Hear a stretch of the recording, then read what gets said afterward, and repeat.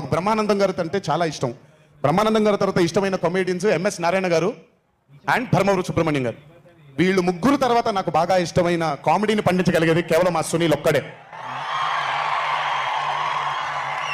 ఎందుకనంటే భాష మీద తనకుండే ఆ పట్టు, రెండోది తనకుండే కింద స్థాయి నుంచి నలుక్కుంటూ పైకి వచ్చాడు కాబట్టి తనకుండేటువంటి ఎక్స్పోజర్ కానివ్వండి. చాలా కాలం తర్వాత ఫస్ట్ టైం సునీల్ని మళ్ళీ I'm telling you Sunil your back. Sunil లేకపోతే మ్యాట్ 2 లేదు. నవ్వి సునీల్ని చూసి నాకు బేసిక్గా సునీల్ని చూడగానే నవ్వు వచ్చేస్తుంది.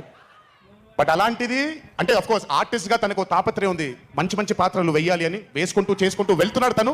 కానీ తను నవ్వించడానికి పుట్టాడు అనేది నా నమ్మకం.